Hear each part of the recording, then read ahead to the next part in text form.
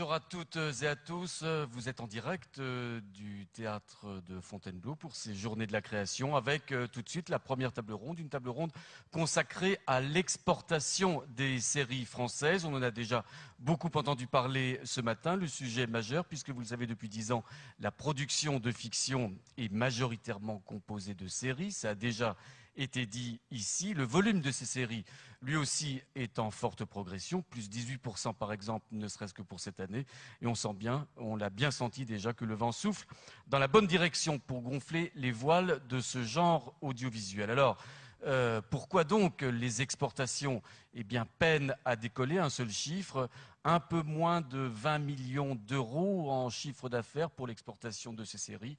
Incontestablement, on peut en faire plus et mieux, et ça va être tout l'objet, n'est-ce pas Jean-François, de cette première table ronde avec nos invités que je vais appeler tout de suite sur notre plateau. Aussi, j'invite à nous rejoindre Mathieu Béjot. Mathieu, venez nous rejoindre. Vous êtes délégué général de TVFI. C'est vous qui aurez la tâche, dans quelques instants, de nous faire un panorama de ces séries et de leur exportation. Jean-Pierre Guérin est également avec nous. Il va nous rejoindre dans un instant. Jean-Pierre Guérin, c'est le producteur des producteurs, le président des producteurs. Il préside la Confédération des producteurs de l'audiovisuel. À ses côtés va nous rejoindre Valérie Lardinois. Bonjour Valérie Lardinois, merci de nous rejoindre. Vous venez de Belgique.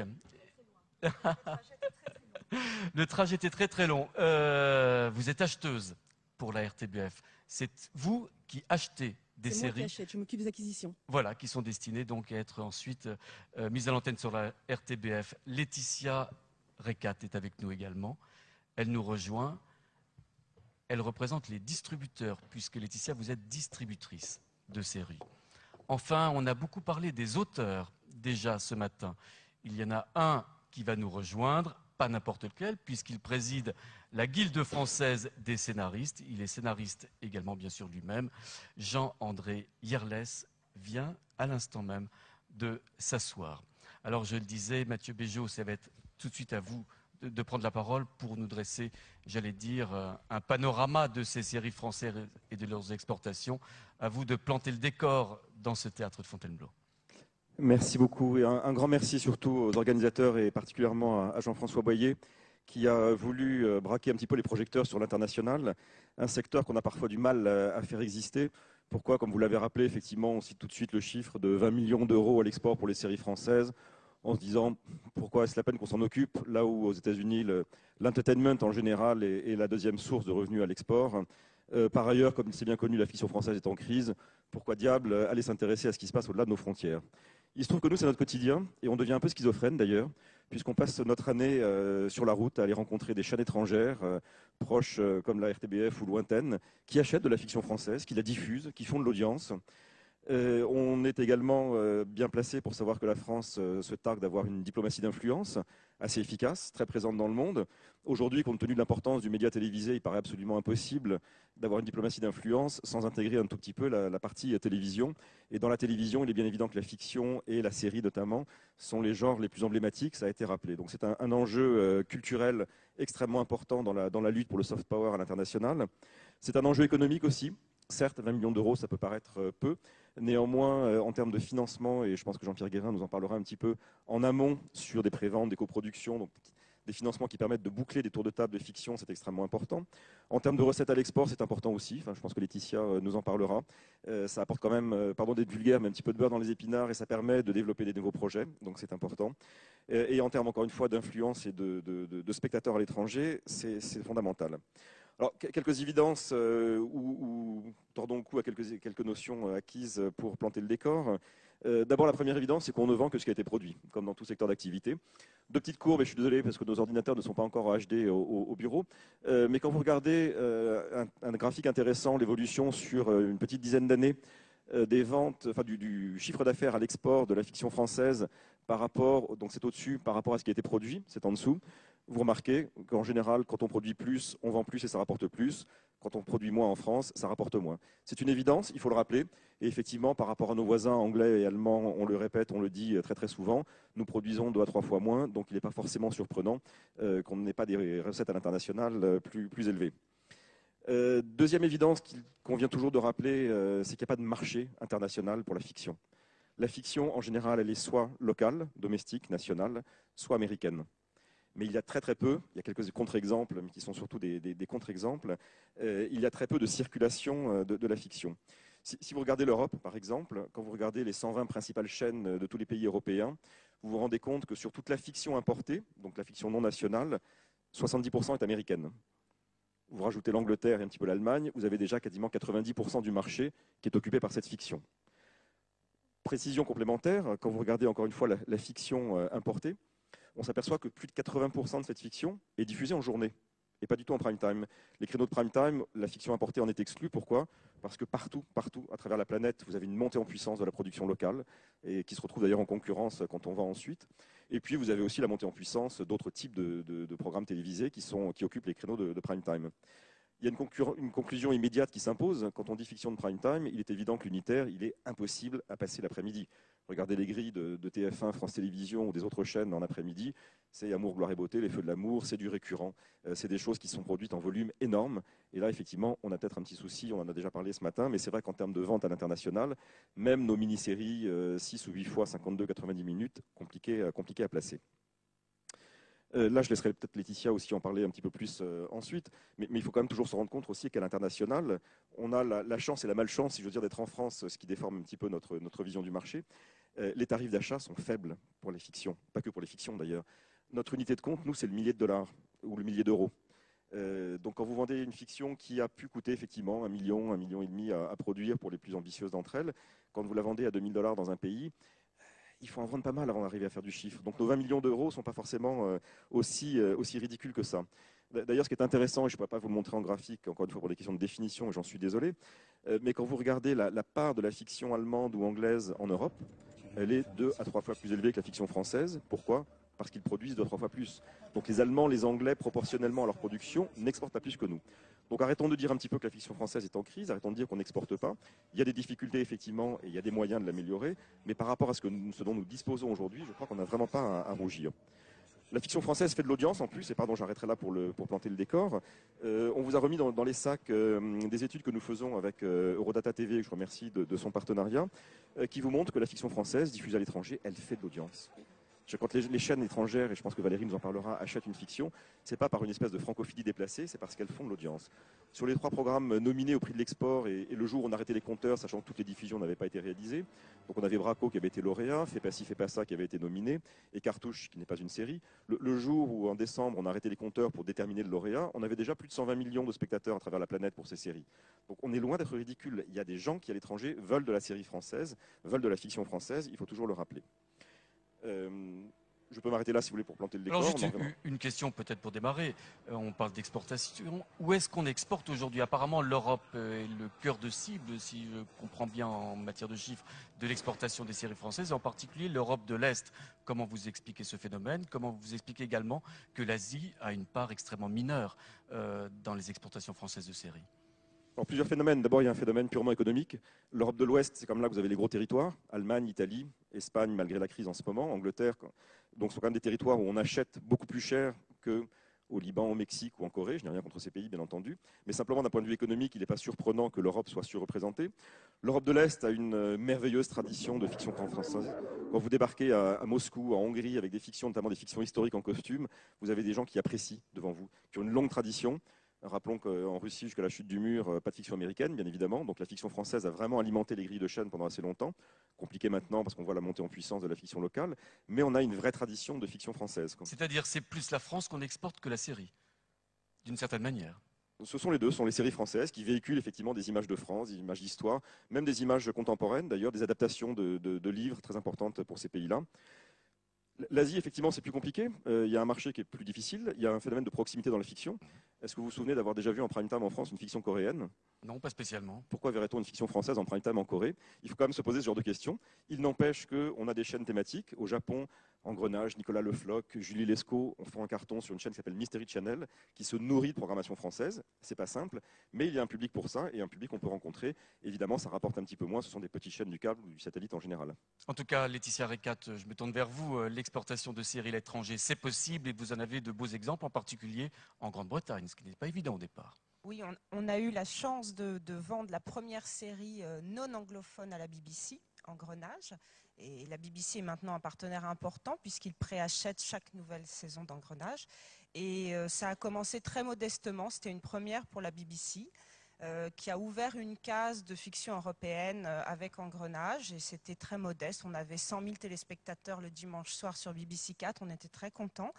Et on a terminé la dernière saison diffusée, a fini à 770 000 personnes, ce qui est un chiffre très honorable parce que souvent on dit « Ah oui, mais c'est BBC 4 ». Mais en fait, ce genre de résultats sur BBC 4, c'est l'équivalent des résultats d'audience de ITV2 ou même ITV2 et ITV3. Et c'est l'équivalent de ce qu'a fait The Killing sur BBC 4. Donc oui, voilà, ça peut fonctionner. Mais ce que tu disais, Mathieu, ouvre aussi sur pas mal de questions, de difficultés qu'on peut avoir à l'exportation, notamment sur la zone Asie.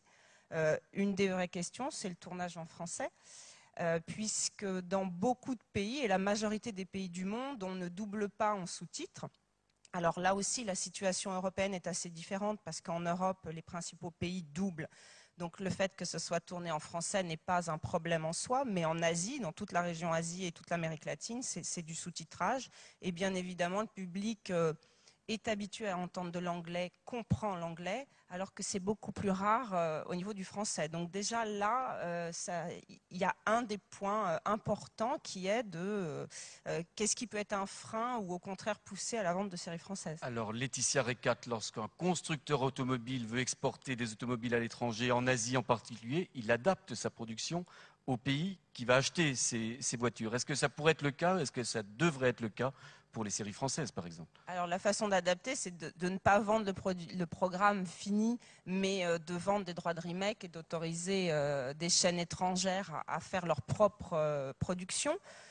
Nous, chez Newen Distribution, on croit beaucoup à la circulation de nos productions françaises. On parle beaucoup dans la presse du remake, mais si on regarde quand même les résultats financiers de tout ça, l'économie du remake et l'économie de la circulation de programmes finis, je crois qu'il n'y a pas vraiment de pourcentage, mais je pense que c'est 1%, 99%, puisque quand même, ce qu'on diffuse dans le monde, c'est des séries produites à l'étranger et qu'on double. Donc moi, je crois vraiment au potentiel des séries françaises à l'étranger. Et il y a des difficultés, bien sûr, mais il y a un certain nombre de chaînes qui font des essais et ça fonctionne, c'est ce que disait Mathieu. Il y a eu la BBC, on travaille, nous, Engrenage nous a permis de travailler avec un certain nombre de diffuseurs qui n'avaient jamais acheté de séries françaises, que ce soit le Danemark, le Japon, enfin l'Australie, et qui ont tenté l'aventure et qui en sont plutôt contentes. Donc ça ouvre les portes. Alors quand vous avez vendu Engrenage en Grande-Bretagne, par exemple, quel a été le facteur déclenchant? Pourquoi les Anglais ont finalement acheté une série française? Qu'est-ce qui leur a mis la puce à l'oreille pour acheter? Alors c'était une discussion très intéressante pour nous d'échanger avec la BBC pour comprendre justement pourquoi ils avaient choisi Engrenage et qu'est-ce qui les avait intéressés là-dedans. D'abord, le premier point, c'est qu'ils disent c'est français et c'est un gage on a acheté quelque chose qui vient de France et qui porte très clairement le fait que c'est tourné à Paris. Dans Engrenage, Paris est un personnage pratiquement important de la série. Donc ça, c'est un plus, mais il y a à la fois ce côté très français, mais un niveau de production, d'écriture, de direction artistique, qui fait que ça aurait pu être produit en Angleterre, en Scandinavie. Enfin, c'est vraiment au niveau de ce qui se fait de mieux au niveau de la production mondiale. Et donc en matière de qualité, bien entendu. Oui, alors c'est toujours un peu gênant, je trouve, de parler de qualité, parce que nous, en tant que distributeurs, et là, Valérie va pouvoir aussi en parler, elle, en tant qu'acheteuse, qu'est-ce qu'on entend par qualité? Un programme qui fonctionne très très bien en France peut être d'une très grande qualité, et sa première qualité, c'est d'avoir réussi à captiver son public domestique, mais ne pas répondre aux besoins que nous avons à l'international. Donc c'est toujours un terrain délicat. Oui, surtout que malheureusement, la qualité n'est pas toujours synonyme d'audience. Et en tant qu'acheteur et que chaîne de télévision, on doit aussi faire de l'audience. Donc, c'est...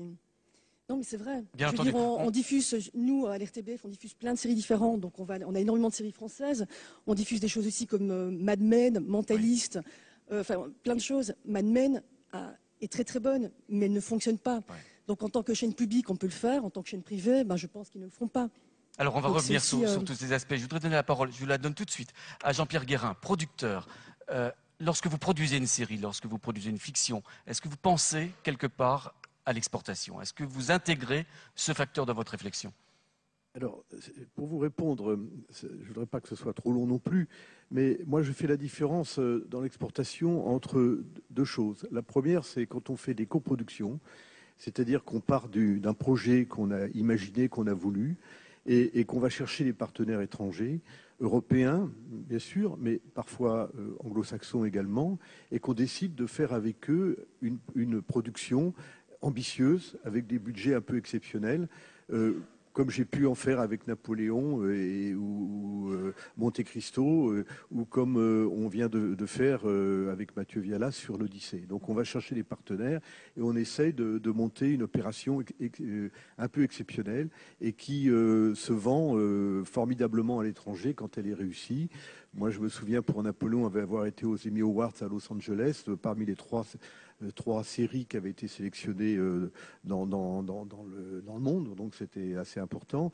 Et puis, c'est vrai que Monte Cristo s'est vendu dans 82 pays, et donc c'était un succès intéressant, d'autant plus que j'avais gardé la propriété du négatif. Donc, c'était vraiment une affaire importante pour la société.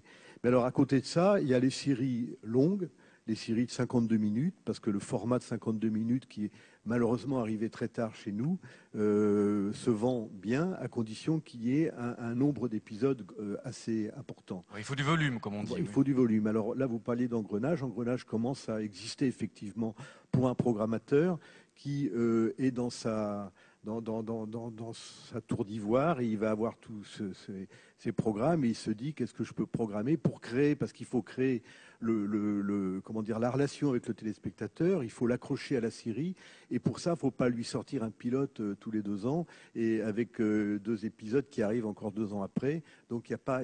Alors, c'est l'une des failles, selon vous, du système français actuel. C'est une grosse faille du système français. Alors on peut dire aujourd'hui que le vent tourne dans un bon sens, et c'est vrai. On peut voir enfin des prises de conscience que notre fiction, qu'on a traitée très mal depuis quelques années, est une fiction qui peut avoir de très beaux résultats et de très belle qualité.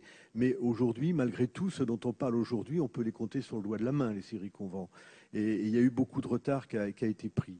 Et je pense que le programmateur, lui, quand il voit sur le marché une série de 40 épisodes qui viennent des États-Unis et de grande qualité, parce qu'elles sont de grande qualité, c'est plus facile pour lui de les programmer que d'attendre qu'une série française se mette en place, surtout si on ne la commande pas. Or, le vrai problème qu'on a eu et dont on est en train de voir de sortir, c'est qu'on ne nous a pas commandé de séries longues depuis une période où on nous en commandait, mais en 80 minutes. Vous citiez Julie Lescaut, j'en suis effectivement au 100e épisode en 20 ans, mais je les vends au poids, parce que c'est pas un 90 minutes qu'on met facilement dans une grille. Donc il faut être dans le format international. Et les formats internationaux, c'est les 52, c'est les 26, ou c'est des formats courts qu'on peut arriver à vendre. Or là, on a un retard à rattraper, on va le rattraper, parce qu'il y a une prise de conscience. Mais aujourd'hui, moi, je me considère un peu comme dans un pays qui est envahi sur ses frontières, et puisque c'est ses frontières à l'intérieur même, par les séries américaines, par les séries anglaises, par les séries allemandes, par les séries scandinaves. Mais le problème, selon vous, c'est un problème de commande? Essentiellement de commande. Il faut qu'on puisse partir sur 12 épisodes. Excusez-moi de revenir sur des vieilles histoires, mais c'est vrai qu'à l'époque, TF1 m'avait commandé 12 épisodes de Julie Lescaut, et donc on a créé 12 épisodes, et boum, ils ont balancé 12 épisodes, et derrière, il y en avait 12 autres. Donc on installe une série à ces conditions-là, et il y a une prise de risque, et la prise de risque, c'est vrai que ça coûte plus cher que d'acheter des séries étrangères, mais je prends toujours l'exemple du patron de la ZDF, il y a déjà plus d'une dizaine d'années, qui a vu arriver les séries américaines et qui était en prime time chez eux aussi, enfin très, très rapidement, parce qu'il a pris l'industrie allemande Et il a dit, voilà, je veux les mettre en seconde partie de programme, mais en échange, je vais booster l'industrie allemande. Il a fait des commandes de 52 minutes, et ces séries, on les voit chez nous, les après-midi, bien sûr, mais on les voit chez nous. Et je pense que des formats vont être achetés et faits, et elles vont arriver aussi dans le prime time. Donc c'est là que, pour moi, le grand problème se pose, parce que derrière, on sait faire. On sait faire, on a les auteurs pour ça, on a les réalisateurs pour ça. Il faut absolument pas se mettre en cause en disant on n'est pas capable de les faire. On est tout à fait capable de les faire, mais il faut les commander. Et tout part de là. Et malheureusement, on a eu une période, un trou noir pendant 5-6 ans, et on est le seul pays à avoir programmé autant de séries américaines en prime time. Il n'y en a pas d'exemple en Europe de ça. Et pourtant, Jean-Pierre Guérin, il y a de plus en plus de chaînes de télévision en France, ne serait-ce qu'avec l'introduction de la TNT. Oui, il y a de plus en plus de chaînes de télévision, mais celles qui produisent sont toujours les mêmes. Et malheureusement, elles connaissent des périodes difficiles pour produire des séries longues. Donc là, il y a un problème de financement, effectivement, qui se pose. Ça a été souligné ce matin. Je me tourne vers l'auteur, parce que les auteurs, on l'a dit, on est répété déjà ce matin, sont un petit peu au centre, au cœur de cette création. Jean-André Yerles, vous êtes donc scénariste. Même question que pour le producteur, est-ce que vous pensez à l'exportation lorsque vous écrivez ? Non, mais je suis content de m'être levé parce que j'ai entendu citer 2 fois le rapport Chevalier et entendu plein de bien sur les auteurs et la place qu'ils devraient avoir. Donc, on les aime, les auteurs. C'est très agréable. Non, mais je vois ça, mais on aime aussi nos diffuseurs et nos producteurs. On s'aime tous. Mais comme le disait Jean-François tout à l'heure, alors sur l'exportation, non, on se pose quasiment pas la question. D'abord parce que la première chose, pour rappeler à nouveau ce que disait Jean-François sur la fortune, les auteurs sont quasiment pas intéressés au succès de leurs œuvres à l'exportation. Ça, c'est pour l'aspect économique et pragmatique des choses. Donc c'est difficile de se motiver dans cette logique-là. Ensuite, quand on écrit une série, on écrit d'abord pour nous-mêmes en espérant plaire au plus grand nombre et que l'universalité du propos ou des personnages qu'on propose, voilà, la dramaturgie n'a pas de nationalité. Elle fonctionne à peu près de la même manière partout. Donc on n'envisage pas forcément cette logique d'exportation. Elle peut nous être proposée en amont par un producteur, soit à cause d'une coproduction, et à partir de là, on travaille effectivement dans cette logique-là. Mais c'est un débat qu'on a eu. Ça vous est arrivé, excusez-moi, de rencontrer un producteur qui vous dit, ben écoutez, on va essayer de faire une série exportable pour tel et tel pays, telle et non, telle parce région du qu'il monde. il faudrait qu'il commence à négocier les droits que je vais lui demander si jamais il y a une exportation. Donc forcément, c'est pas le genre de choses qu'il dit à l'auteur au départ ou après la négociation du contrat. Voilà, mais en revanche, nous, on a tous l'ambition que n'importe quel scénariste a l'ambition de voir sa série se vendre, trouver une résonance ailleurs et rafler des prix dans les festivals. Je veux dire, on n'est pas, mais bon, au départ, de toute façon, notre problème étant de vendre à une chaîne de télé française, très sincèrement, et en volume suffisant, c'est ce que vient de dire Jean-Pierre, parce que la question du volume est centrale. Voilà, nous, on se met dans une logique d'écriture en essayant d'être universel dans nos personnages, segmentant mais universel. Mais c'est pas si simple que ça. Je veux dire, quand Thierry Bizot et Anne Jaffery créent Fais pas ci, fais pas ça, ils se disent pas on va nous piquer ça pour faire Modern Family.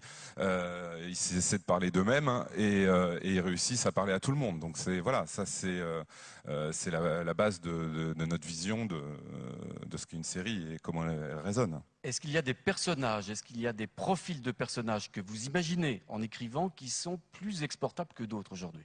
Non, enfin, après, tout dépend dans quel contexte on se situe. Je voulais juste poser une question parce que Plus belle la vie, par exemple, ne se vend pas. Si j'ai bien compris, c'est un soap qui se vend difficilement par rapport aux soaps étrangers ou britanniques. 10 pays aujourd'hui, il y a plus de, je compte pas TV5 parce que si je compte TV5, je vous dis fièrement, 220 pays diffusent Plus belle la vie. Je parle des chaînes qui ont acheté la série. Aujourd'hui, il y a plus de 10 pays qui ont acheté Plus belle la vie, ce qui est... Par rapport au volume de Plus belle, c'est relativement faible ou j'ai aucune idée. Hein, non, mais si vous prenez toutes les autres séries quotidiennes dans les autres pays, je pense que c'est une, hormis les séries américaines bien sûr, c'est une de celles qui est la plus vendue. Parce que c'est généralement un type de programme qui est une production assez domestique. La série quotidienne, par essence, est plutôt une série de production locale. Mais aujourd'hui, il y a 10 pays et ça va de la Tunisie à la Finlande en passant par l'Italie. Donc c'est assez large. Valérie Lardinois, vous êtes acheteuse, on parle beaucoup d'achats à l'instant. Vous êtes acheteuse pour la RTBF, on l'a déjà dit. Comment ça se passe un achat vous avez sur votre table des DVD, vous visionnez. Racontez-nous un petit peu comment se fait le choix de l'achat. Écoutez, ça dépend. On a plein de marchés auxquels on participe. On a des screenings, on reçoit soit le projet sur scénario, soit le projet déjà, enfin le DVD, donc le produit fini. Donc vous recevez un monceau de choses. Le choix est difficile, forcément. Non, parce qu'on n'achète pas, on sait exactement pourquoi on achète et pour qui on achète. Donc on n'achète pas sur soi, on achète par rapport à des cases qu'on doit remplir et par rapport à des cibles. Donc le choix se fait assez vite en fait. C'est plutôt en fonction de la qualité, en fonction de est-ce que cette série va rencontrer son public à un moment donné ou non. Ça se passe plutôt comme ça. Alors vous venez de la Belgique, les fictions françaises, Elles vous en achetez? fonctionnent. Elles fonctionnent. Elles fonctionnent, alors ce ne sont pas toujours les mêmes qui fonctionnent. Donc les héros récurrents fonctionnent très très bien. On a une case ailleurs hebdomadaire avec tous les Julie, les Mimimati, les Navarro, etc. qui fonctionnent vraiment. Là, il faut dire que maintenant, on a un volume important. Donc du coup, ça permet de faire des rendez-vous hebdomadaires. Ce qui fonctionne un peu moins bien, ce sont tout ce qui est costume. On a encore eu la preuve hier. Donc la série leader sur France 2, chez nous, ça fait 11%. Dès que c'est trop franco-français ou patrimonial, là, ça a un peu plus de difficultés pour nous, forcément. Mais non, Plus belle la vie, ça fonctionne vraiment très, très, très, très bien. Donc voilà ce que vous attendez des fictions françaises, grosso modo. oui, forcément. Et en même temps, on a encore la particularité. Bon, la Belgique, je n'ai pas voulu l'apprendre, est divisée en plusieurs territoires. Donc les Wallons sont assez proches du public français. Les séries qui vont fonctionner en Wallonie ne sont pas forcément les séries qui vont fonctionner en Flandre. Engrenage, par exemple, chez nous, ça va être trop noir. Ça fonctionne pas très bien en Flandre, ça fonctionnera mieux. Les séries scandinaves et anglaises fonctionnent très très bien en Flandre. Elles ne fonctionnent absolument pas sur notre type de public.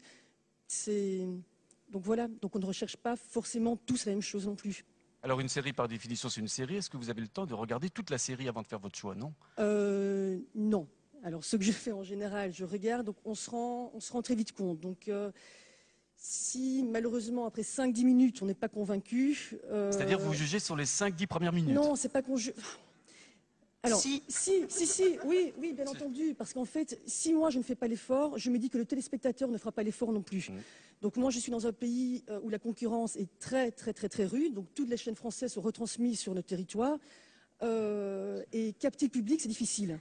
Et parfois, il n'attend pas 5 minutes. Voilà, il faut qu'il soit pris directement. C'est malheureux, mais c'est comme ça. Est-ce que pour acheter, par exemple, vous êtes attentif au générique? Je L'accroche suis première Tout à fait, de je suis l'émission. attentive au générique. Mais alors, après, je regarde si le pilote me plaît. Je ne regarde pas que le pilote non plus. On essaye de voir 2, 3, 4, 5 épisodes pour être certain que la série fonctionne. Parce qu'il arrive parfois que le pilote soit brillant et puis le reste, tout à fait en deçà. Donc, et à l'inverse, on a parfois des pilotes mauvais et puis après, ça devient bon par la suite. C'est pour ça que je réinsiste aussi sur l'importance du volume et du nombre d'épisodes. Il est très difficile pour nous de s'engager sur des séries 8 fois 52 minutes ou 10 fois 52 minutes parce que pour fidéliser le public, c'est difficile. Alors que si on part sur 20, c'est déjà plus facile. Donc voilà, il y a plein de choses. Est-ce que vous êtes seul à décider? Pardon ? Est-ce que vous êtes seul à décider? Je suis plus ou moins seule, mais non, on discute avec François Tron, qui est le directeur des programmes. On a les financiers, malheureusement, qui sont aussi là-dedans. Et on a la programmation. Donc vraiment... Bien entendu. Est-ce que vous êtes déjà trompé? Oui, malheureusement. Sinon, peut-être que oui, malheureusement. Laetitia, si j'avais la recette miracle... vous vouliez intervenir. Oui, non, je pense que la question, on est tous d'accord sur la question du volume. Ça, c'est absolument essentiel. C'est vrai que parfois, en tant que distributeur, je suis obligée d'attendre 3 ou 4 ans avant de lancer une série parce que arriver sur le marché en disant on a 3 fois 90 minutes, on n'existe pas sur le marché, c'est trop incompréhensible pour les interlocuteurs. Moi, je vends une série qui s'appelle SœurThérèse.com et qu'on a bien vendue à travers le monde. En 10 ans, il y a eu 21 épisodes produits. Alors c'est vrai que quand je le dis parfois à l'étranger, on est vraiment dans l'incompréhension. Donc il y a vraiment des standards qui sont d'avoir un minimum de 12 épisodes par an. Aussi parce que bien sûr, si ça fonctionne sur la chaîne du client, au moins il sait que l'année suivante, il pourra poursuivre et son public sera là et fidélisé. Donc ça, c'est vraiment un point très important. Et la question des 10 premières minutes du film, pour nous, c'est absolument essentiel. Et ça, c'est pour moi, une des faiblesses des productions françaises, c'est le rythme des 10 premières minutes et l'habillage global, le générique, l'attention portée au générique, la musique. Toutes ces 10 premières minutes sont vraiment cruciales parce que si l'acheteur il n'est pas pris, il se dit bien sûr que son public ne sera pas non plus. Et souvent, on a un premier épisode qui est beaucoup plus faible, paradoxalement, que les épisodes suivants. Alors nous, on fait cet effort de regarder tout et d'attendre, mais on sait que l'acheteur ne le fera pas parce que le public ne le fera pas non plus. Donc c'est vraiment deux choses qui sont essentielles pour nous. Jean-André Yerles, vous pensez à ces 10 premières minutes qu'évoque Laetitia à l'instant dans votre écriture? Oui, ça on y pense, mais le problème c'est qu'on n'est pas les seuls à y penser. C'est-à-dire que ces 10 premières minutes, c'est souvent un pilote, c'est souvent un pilote qui a 2 ans. C'est-à-dire quand le point de vue de l'auteur, quand il arrive avec le producteur, et le moment où on sort le pilote version définitive, un tas de gens s'est penché sur le berceau du bébé, et on ne peut pas dire que le point de vue se soit amélioré, parce que souvent il s'est abîmé malheureusement. Et que souvent... un des défauts de nos pilotes, c'est d'avoir été trop maltraités, ce qui fait qu'on a un problème de cohérence. Et je reviens sur la cohérence parce que ça a été dit, et on parlait du point de vue de l'auteur, c'est que cette cohérence artistique qui vient d'un générique qui soit vraiment travaillé, d'un travail avec un compositeur, et évidemment d'une relation étroite entre les scénaristes et le réalisateur et le producteur, fait partie des clés du succès qui peut exister. Parce que s'il n'y a pas cette cohérence, s'il n'y a pas cette logique d'équipe qui se met en place tout de suite, forcément, derrière, ça tire dans tous les sens et ça se voit à l'image, toujours. Ça se verra toujours à l'image quand ça a été... où c'est allé trop vite, où les gens ne sont pas entendus, où on n'a pas pris le temps qu'il fallait pour bosser un générique, une identité graphique. Parce que ça coûte cher de bosser une identité graphique. Et c'est pas simplement un réal, y compris avec le scénariste, qui peut trouver une identité graphique à une série. Les Américains et d'autres font ça très bien. Je trouve qu'on s'améliore grandement. Hier soir, ce que le boulot de Nicolas Cuche sur Inquisitio était vraiment très intéressant. Voilà, on commence à y arriver, on commence à le penser, mais clairement, les séries qui s'exportent sont des séries cohérentes à tout point de vue, hein, forcément, et cette cohérence graphique fait partie des 10 premières minutes, c'est-à-dire qu'un générique qui vous rappelle et qui vous dit dans quel endroit vous allez atterrir tout de suite permet aussi d'améliorer ce premier temps qui est le temps de captation du spectateur. On a déjà vanté les qualités des séries américaines ici sur ce plateau. Est-ce que vous y pensez? Est-ce que, j'allais dire, il vous arrive de copier la manière, l'American Touch d'une certaine manière? Faire pareil. Non, parce que après il y a une question de dramaturgie. Effectivement, ils sont arrivés avec les 5 actes, avec les coupures de pub, les relances systématiques. Mais ça, c'est vieux déjà. Enfin, je veux dire, c'est que moi, je suis né avec, je l'ai intégré, c'est dans une base de données. La mécanique du scénario. Maintenant, il y a des logiques de production. On n'a pas les mêmes moyens en production que les Américains, donc on se met pas du tout dans cette logique-là. C'est ce que je disais tout à l'heure. On essaie de parler de nous et pour parler à tout le monde, mais on parle de nous dans notre identité, des personnages qu'on aime, et tout ça est incrusté. Maintenant, non, on peut pas pomper. De toute façon, on n'a pas les moyens de pomper à l'image. Notre problème, c'est qu'on écrit pour l'image. Donc, si vous écrivez des choses qui sont intournables parce que vous en avez ni les moyens, vous n'en avez pas les moyens financiers, ça n'a strictement aucune utilité. Hein. Oui, non. Alors, la salle, elle est bien remplie et ça fait plaisir. Il y a des micros qui circulent dans la salle. Bien entendu, vous faites partie également du débat et du dialogue de ce matin. Si vous avez des questions, vous vous signalez et vous aurez un micro. Mais je vois une main, la première, qui se lève. Monsieur, vous avez un micro. Et sinon, on va vous l'apporter. Voilà, il arrive. Je vous remercie de vous présenter, monsieur. Bonjour, Nabil Aïtelal. Je suis producteur, auteur, réalisateur. Je fais aussi le ménage sur mes tournages parce qu'on a un gros manque de moyens. Et en fait, j'ai entendu beaucoup de choses sur le volume. Oui. Mais pour les producteurs indépendants, moi, je me finance par une activité professionnelle extérieure. Et j'ai rencontré beaucoup de gros producteurs. Et on a de grosses difficultés pour pouvoir convaincre des producteurs, non pas sur la qualité ou sur nos compétences au niveau des auteurs ou au niveau de ce qu'on va proposer, mais plus sur le fait qu'aujourd'hui on a l'impression que pour avoir des coproductions, il faut déjà faire ce qui a déjà été fait et non pas innover. Alors je vous donne un exemple, j'ai produit 10 épisodes d'une série format court qui s'appelle B101, qui est une série humoristique sur l'univers carcéral. Dès que je suis arrivé auprès des producteurs, on m'a dit « Ah non, la prison, ça fait très peur ». Alors qu'on a Prison Break chez les Américains qui a fait un succès phénoménal et qui M6 a acheté. On a aussi également Oz, qui a été beaucoup plus trash, qui a été diffusé sur M6. Nous, on est venu avec une série où on faisait un petit peu rire. Et puis on nous a dit, ah, non, non, non, la prison, ça fait très très peur. La ménagère de plus de 50 ans, elle va partir en courant. On avait fait un générique qui bouge beaucoup. Mais ce qu'on a pu déceler, moi ça fait 2 ans que je démarche et j'en ai rencontré énormément. On a pu déceler en fait cette notion de qui vous avez dans votre série. C'est-à-dire, est-ce que c'est Jamel Debbouze ou est-ce que c'est des personnes qui vont être connues? En fait, la production s'attache beaucoup sur le succès d'une série qui va se faire sur sa notoriété et non pas sur l'innovation. Donc moi, j'avais juste une question. Comment sortir comment innover alors qu'on nous demande constamment de rester dans les succès déjà faits? Ça, je pense que c'est Jean-Pierre Guérin qui peut vous répondre. Oui, avec un petit problème, c'est que en fait, vous parlez de producteurs, mais j'ai l'impression que vous voulez vous adresser aux diffuseurs plutôt, parce que les producteurs, on est tous comme vous, on a nos idées, nos projets, nos envies, et tout notre métier, c'est d'essayer de le faire passer à des gens qui se trouvent du côté du diffuseur, et les responsables de ces services, et de faire passer cette envie pour qu'on développe les choses avec eux. Donc je crois que ce dont vous parlez, c'est plutôt des diffuseurs, parce qu'une série courte, il n'y a pas de raison. Moi, je coproduis beaucoup, j'aime beaucoup coproduire. J'aime beaucoup m'associer à d'autres producteurs sur des projets, parce que je trouve que il faut évidemment que ce soit des séries longues, on ne fait pas ça sur des unitaires, mais je trouve que ça apporte beaucoup de se retrouver souvent à 2, et parfois beaucoup pour aussi convaincre les diffuseurs. Et bon, je veux pas dire, comme on a dit tout à l'heure, qu'il fallait tous travailler ensemble et que le diffuseur, on était de son côté. C'est lui qui diffuse nos films, c'est lui qui fait que tout d'un coup le projet qu'on a va prendre vie.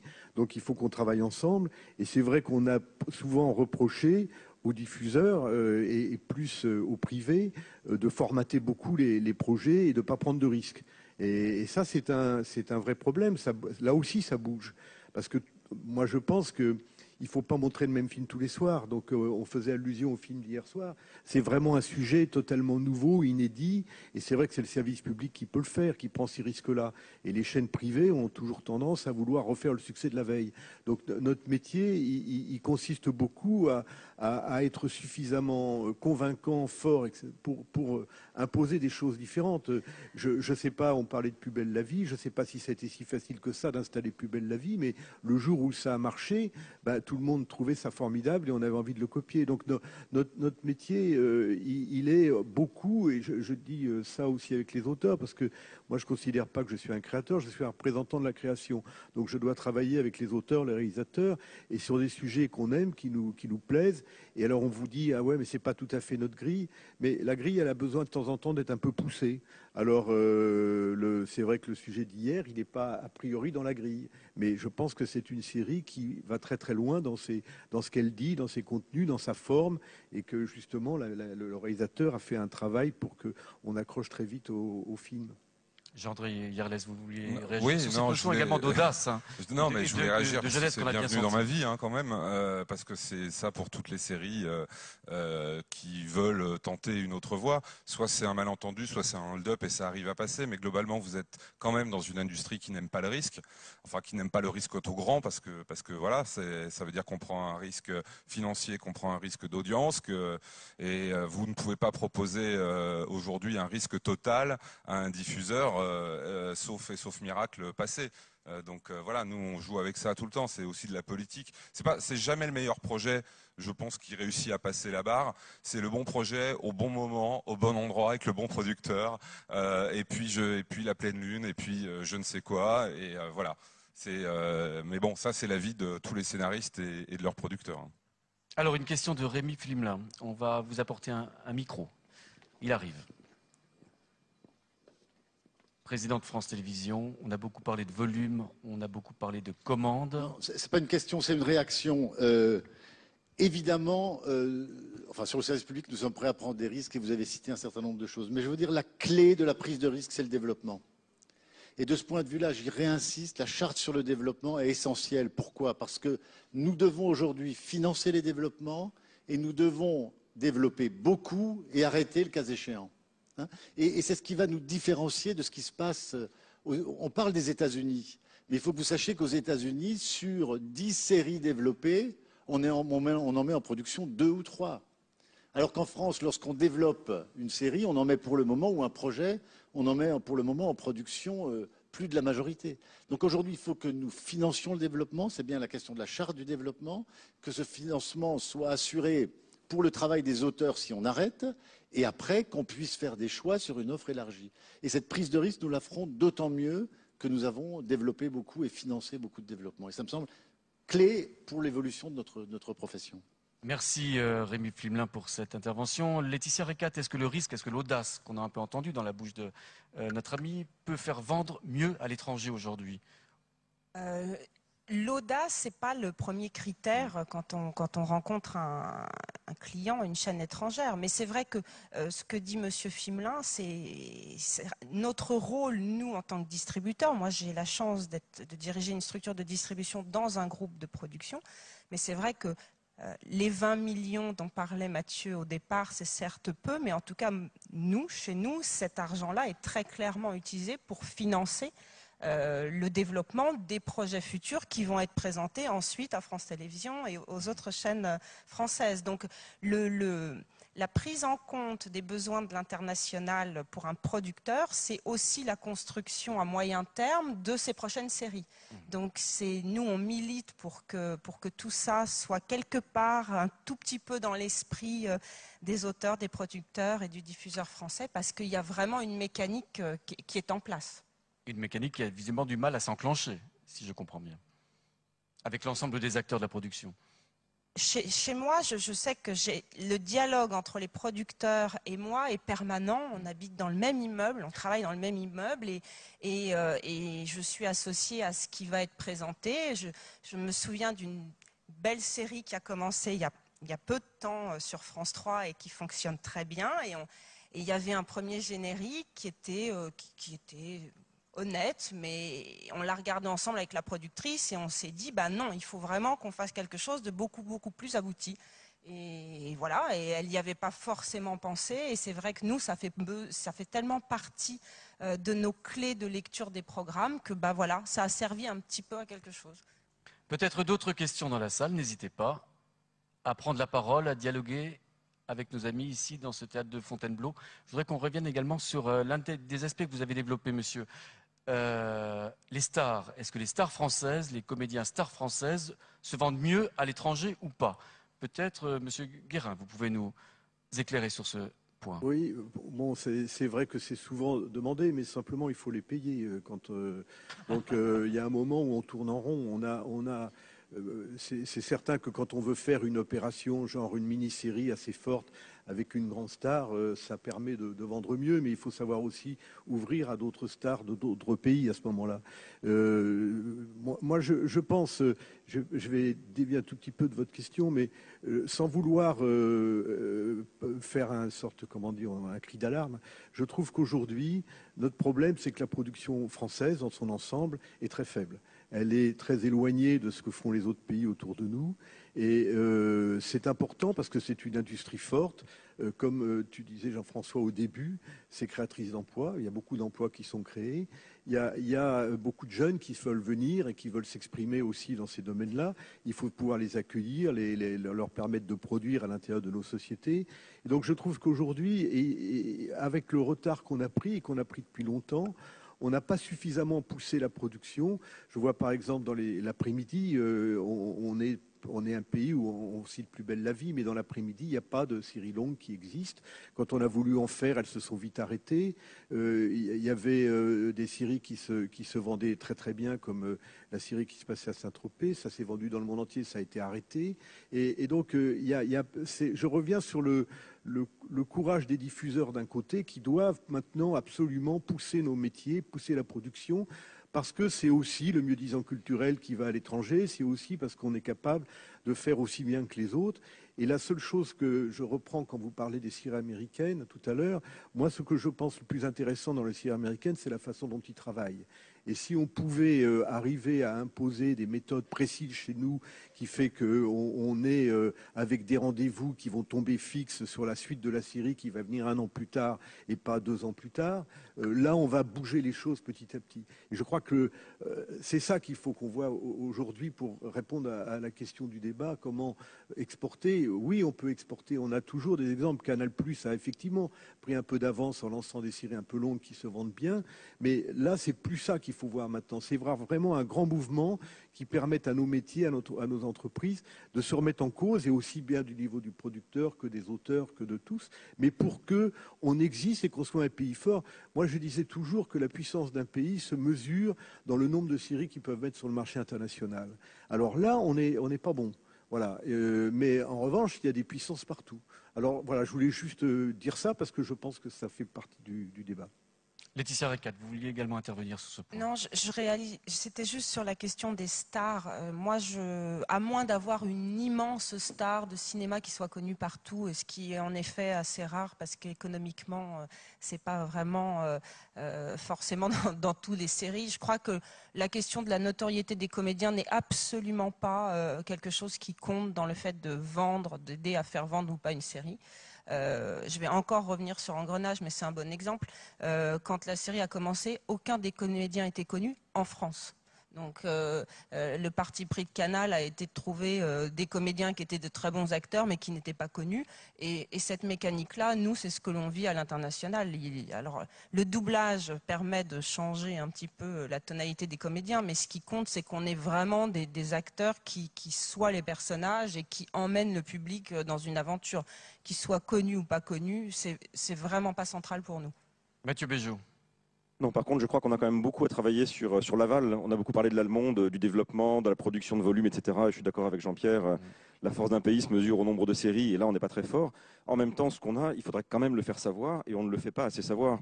Mad Men, dont tout le monde parle dans le milieu, la semaine dernière, c'est 2,5 millions de spectateurs aux États-Unis, sur un pays qui est 5 fois plus peuplé. Et là, je pense qu'on a un vrai enjeu. On a essayé avec le groupe 25 Images à New York ou à Pékin, on a essayé avec d'autres partenaires à Londres d'aller porter un peu nos séries. Il faut continuer, et là, je lance vraiment moi un appel à la mobilisation générale. C'est pas parce qu'on vous emmène aux Emmy Awards ou à Moscou que vous allez devenir millionnaire du jour au lendemain. Mais si on ne fait pas ça, on n'arrivera même pas à exister dans l'espèce de buzz médiatique dont on a besoin pour construire nos séries. C'est pas forcément du soft system, mais c'est juste faire rêver un public, que des acheteurs de télévision voient qu'effectivement, il y a un public qui réagit aux fictions françaises. Et là, je pense qu'il est temps qu'on se mobilise aussi pour l'aval, pour le faire savoir. Est-ce que dans cette mobilisation que vous espérez, vous donnez une place grande au pouvoir public aujourd'hui? On a eu déjà des regards qui sont tournés vers le gouvernement, ne serait-ce que ce matin.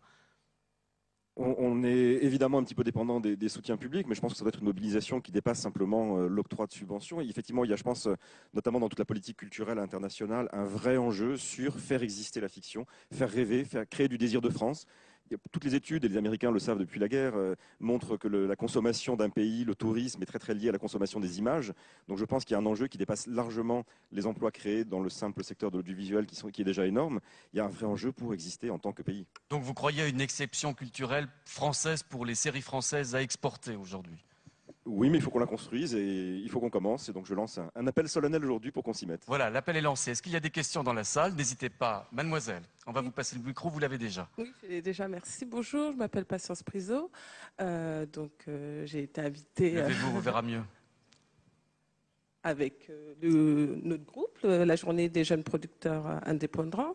Ma question étant sur un appel d'offres avait été lancé par Channel 4 il y a une dizaine d'années, qui était ouvert donc au public. Donc c'était participatif sur la base des synopsis, et 4 pilotes avaient donc été choisis. Donc 4 synopsis et présentation des personnages avaient été choisis par le public, et donc les pilotes avaient été financés. Les budgets semblaient, on va dire, léger, enfin c'était tourné en DV, et donc par exemple Et alors, So What, la série qui a bien fonctionné par la suite, a été créée. Je voulais savoir s'il était prévu en France, sur ce principe, puisqu'on parle de développement, de laisser la possibilité au public de participer sur la base de synopsis, d'une Bible mise en ligne, on va dire, de donner la chance à des séries d'être créées sur une envie, sur on va dire un pré-casting, sur une préhistoire, voilà, à découvrir un concept. Donc là, mademoiselle, vous vous tournez vers les chaînes lorsque vous évoquez cet appel d'offres. Hein. Voilà, les diffuseurs. Peut-être M. Flimin a un mot à dire sur ce point. C'est le président de France Télévisions qui vous répond, mademoiselle. Il faut prendre un portable. Je ne me déroberai pas. Non, si vous voulez, j'ai le sentiment que ce que vous évoquez aujourd'hui, donc 10 ans après ou 15 ans après, c'est typiquement les logiques que nous allons utiliser dans le domaine des web créations. Nous sommes en train de travailler sur le web avec des documentaires web, des web fictions, notamment à France Télévisions, et j'imagine que tout ce qui est lié à l'interactivité, tout ce qui est lié à la prise de parole du public, tout ce qui est lié à un moment donné à cette créativité du public, c'est sur ces supports-là qu'on va les développer. Donc autant je pense que la création sur le web peut parfaitement s'accompagner de ce que vous évoquez, autant que je pense que c'est plus compliqué pour le broadcast plus traditionnel. Mais aujourd'hui, on a cette possibilité. Et très clairement, on voit d'ailleurs aujourd'hui que nous sommes en train de travailler sur notamment des scénarios qui peuvent évoluer en fonction de l'impact du public. On a 2-3 projets sur lesquels nous travaillons actuellement, où vous lancez un scénario, le public a 2-3 possibilités, il réagit et vous travaillez dans ce sens-là. Et en tout cas, quelques années après ce que vous évoquez de Channel 4, je crois qu'on a des outils qui vont nous permettre de développer des choses. Merci beaucoup. D'autres questions, peut-être une réaction, M. Yerles? Non, je voulais dire que s'il s'agit de proposer au public effectivement un projet, c'est intéressant. La BBC elle a une writing room et permet à des auteurs de déposer des projets directement, mais c'est une façon de fonctionner qui est très particulière. Maintenant, je reviens juste. Je pense qu'on n'est pas assez dans une industrie. Je pense qu'il faut que nos pratiques contractuelles et de travail ne sont pas les bonnes.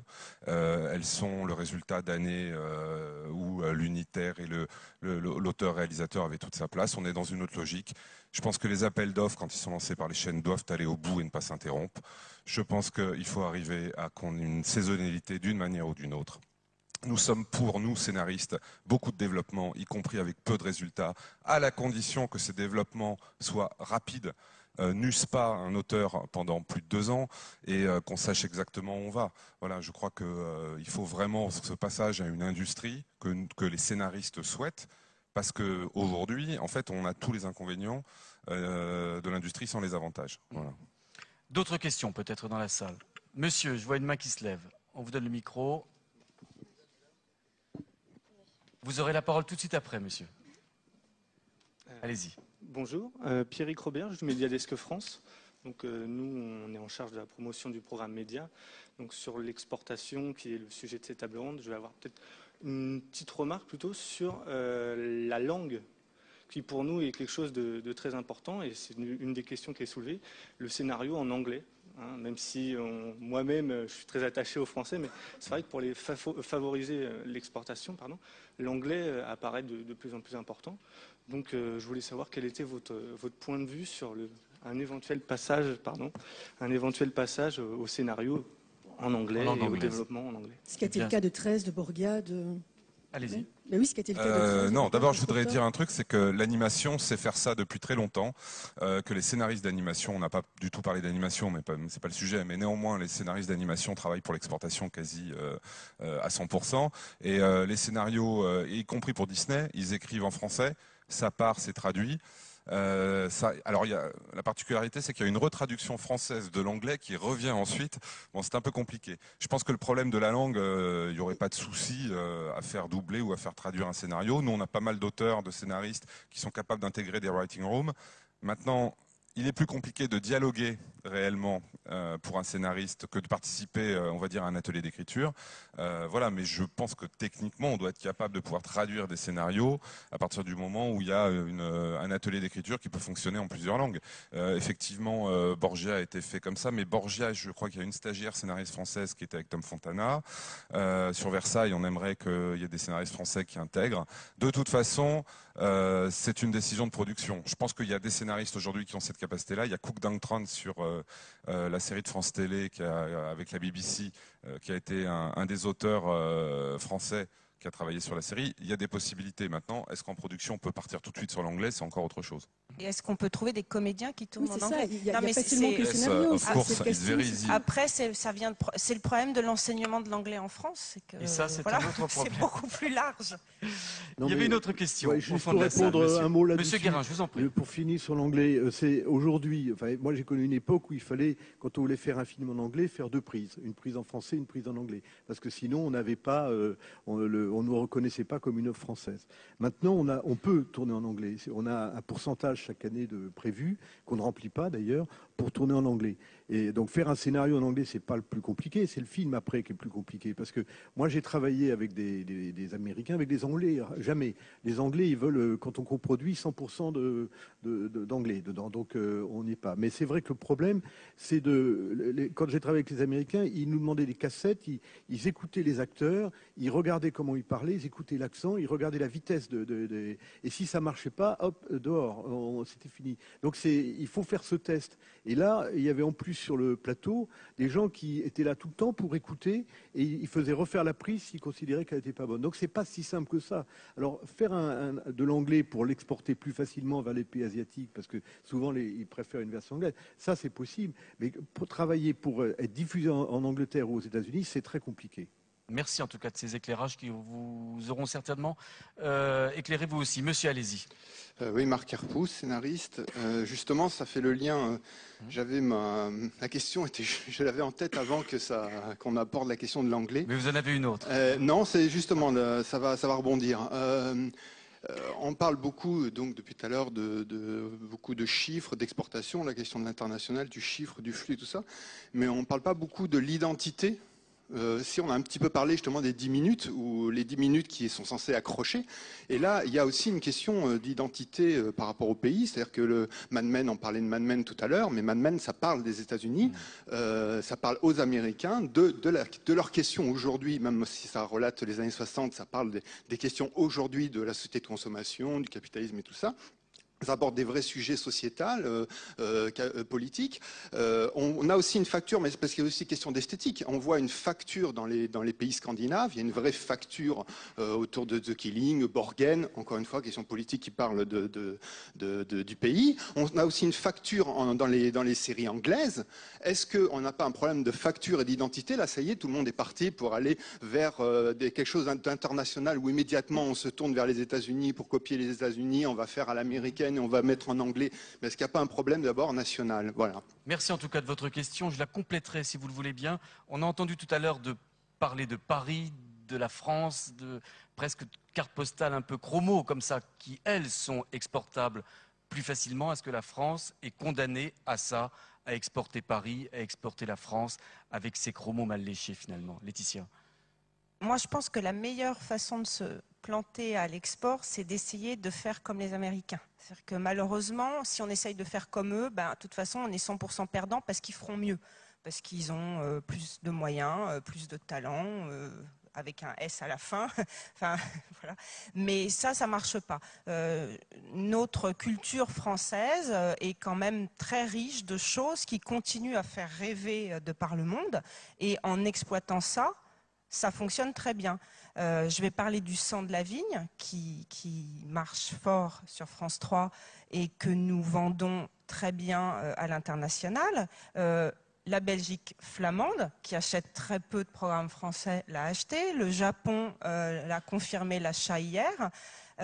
C'est très français, ça met en avant notre patrimoine, mais ça le met en avant d'une façon extrêmement positive, qui donne envie. Vous parliez de plaisir, Jean-François, on revient là-dessus. C'est vraiment une série qui fait partager une certaine forme de plaisir français. Et ben, quand on fait ça, avec une très belle photo, une très bonne réalisation, des histoires très très bien écrites, et ben ça fonctionne.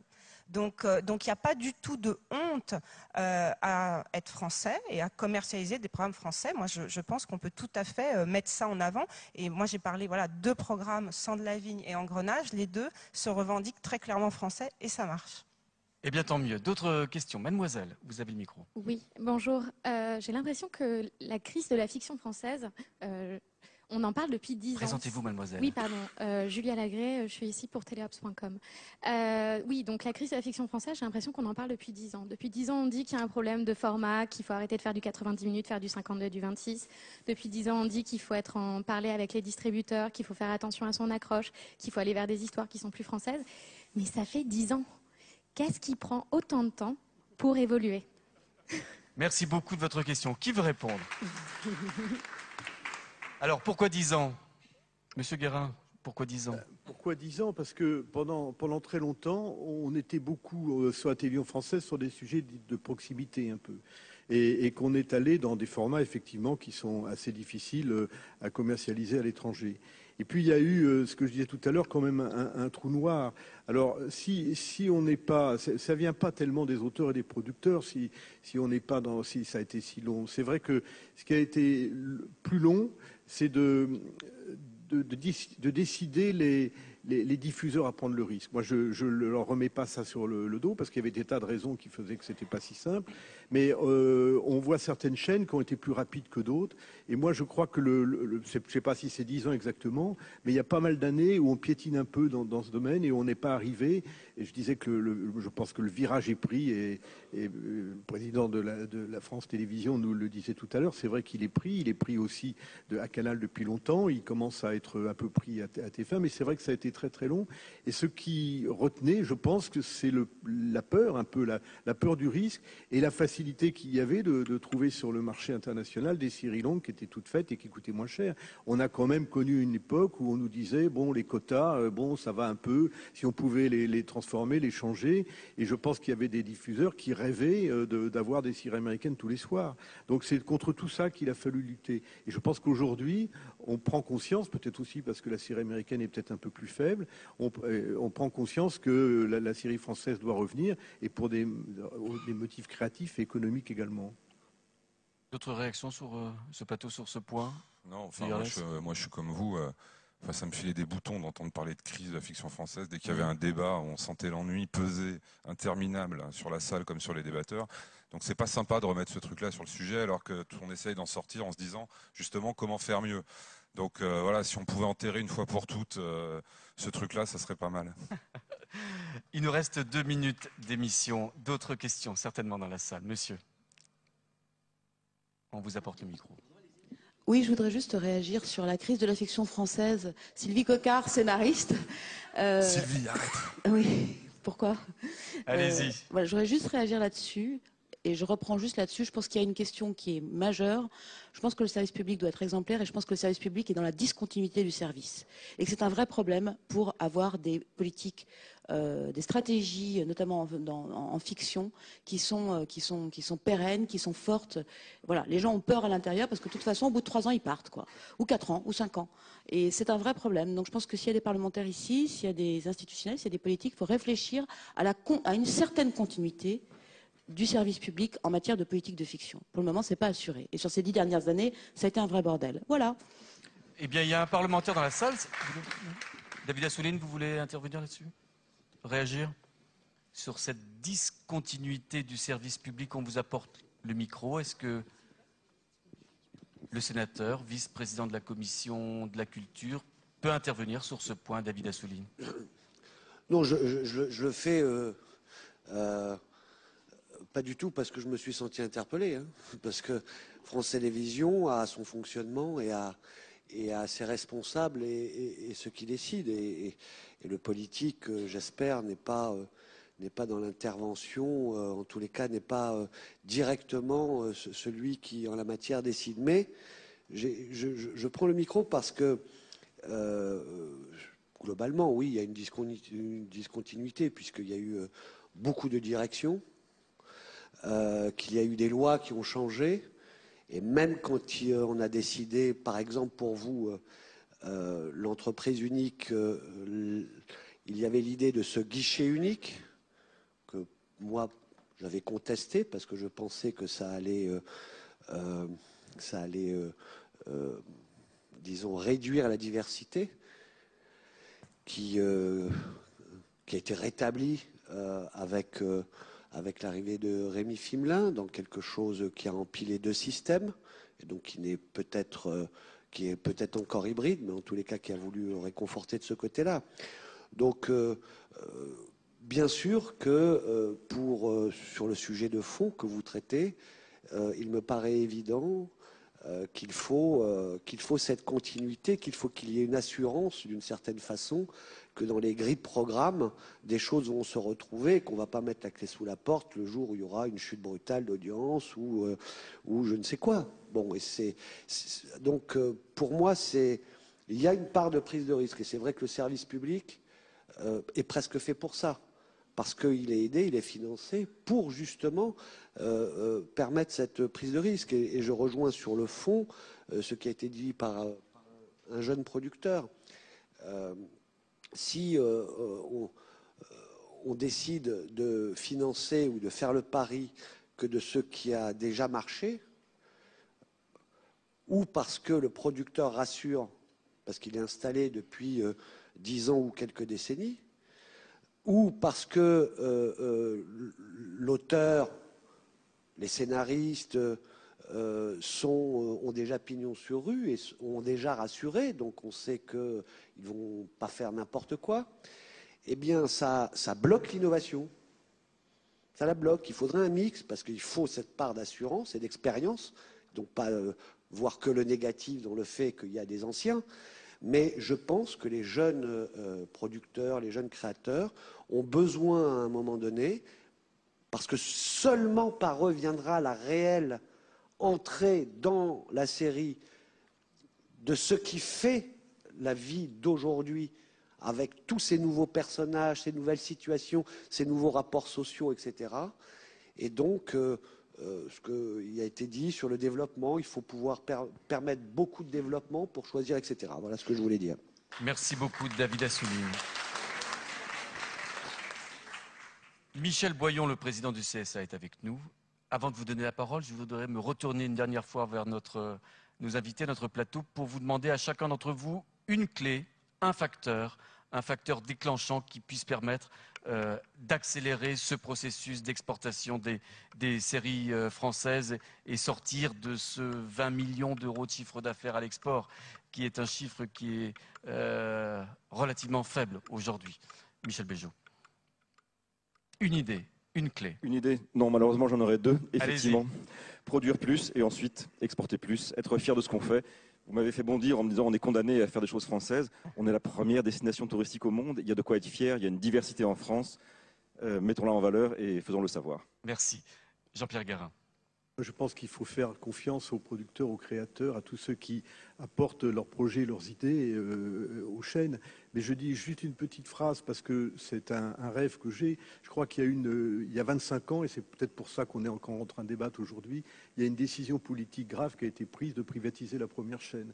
Et depuis cette époque, on est en déséquilibre. Donc moi, ce que je souhaite profondément, c'est que le service public prenne la place de tête qu'il a ailleurs, en Allemagne, en Angleterre, pour qu'on puisse retrouver aussi ce goût de la création.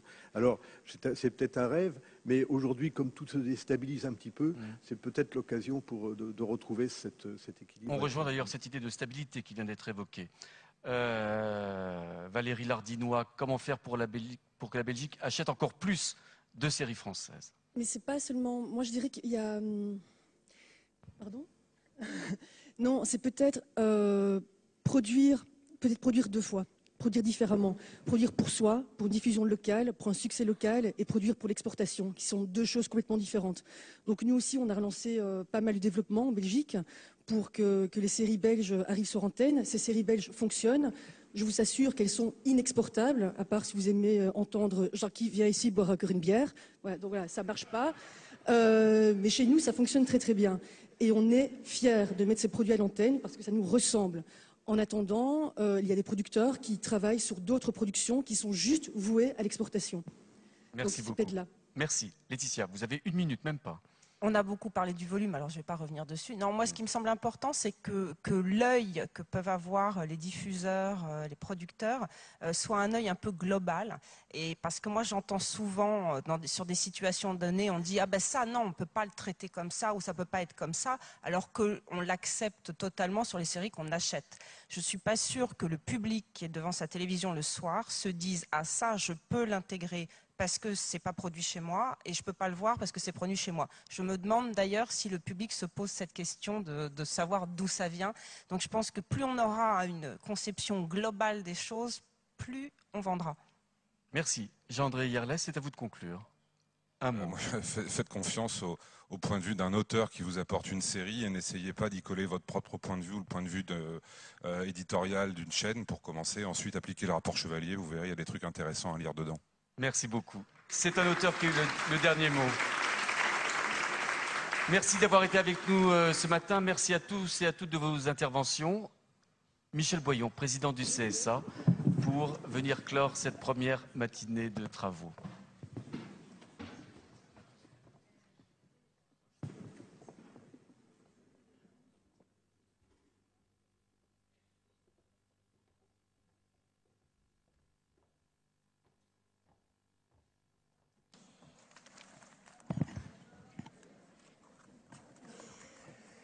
Monsieur le sénateur, mesdames et messieurs les présidents, mesdames les présidentes, messieurs les présidents, innombrables dans cette salle, mesdames, messieurs, chers amis, d'abord merci à Jean-François Boyer qui, je l'observe, porte une pochette chaque fois qu'il sait qu'il va me rencontrer.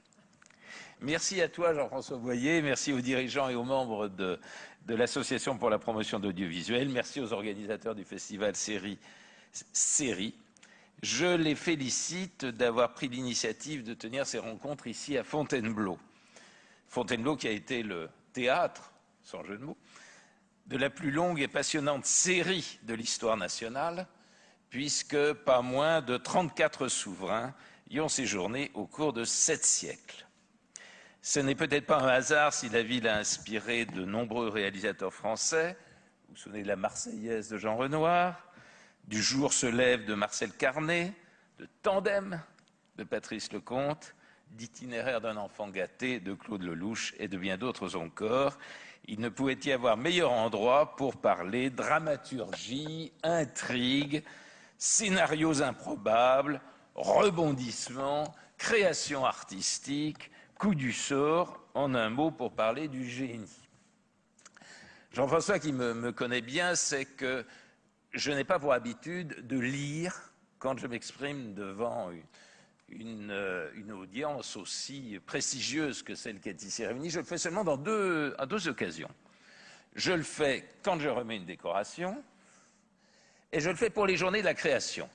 Et pourquoi? Parce que je souhaite être aussi précis, aussi rigoureux que possible et que je me méfie de mes improvisations.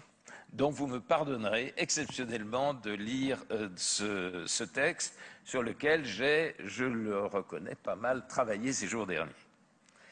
Vous connaissez l'attachement du Conseil supérieur de l'audiovisuel à la création, à toutes les formes de création, qu'il s'agisse d'animation, de documentaire, de téléfilms, de séries, de création numérique, de spectacles vivants. Pour respecter le thème de ces journées, je limiterai mon propos à la fiction télévisuelle en souhaitant, en espérant que les auteurs et réalisateurs ici présents, spécialisés dans l'animation ou le documentaire, ne m'en tiendront pas rigueur. Dans ce domaine, les finances ne sont pas le seul nerf de la guerre. La création est le ressort de l'innovation, elle est la seule manière d'attirer le public, de fidéliser le téléspectateur, de se démarquer des autres dans un univers dont le caractère concurrentiel s'accroît encore avec le développement rapide et semble-t-il un peu plus rapide que prévu des téléviseurs connectés. Il est donc normal, légitime, primordial que le CSA s'en préoccupe dès qu'il en a l'occasion, notamment lors des processus de recomposition et d'extension du paysage audiovisuel français. Il n'aura échappé à personne que les négociations les plus dures avec les chaînes portent sur le respect des obligations liées à la création. Patiemment, réunion après réunion, le Conseil arrache concessions, aménagements, seuils, plafonds.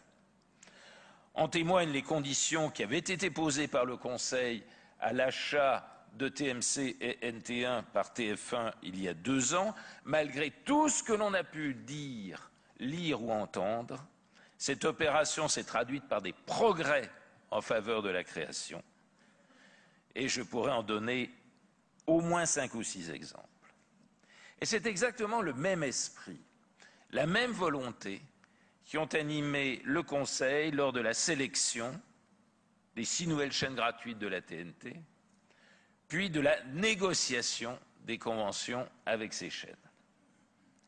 Il est certes toujours possible de refaire le match, de regretter que telle disposition n'ait pas figuré dans l'appel à candidature, de déplorer l'absence de tel projet, de récriminer contre le manque de telles stipulations dans les conventions.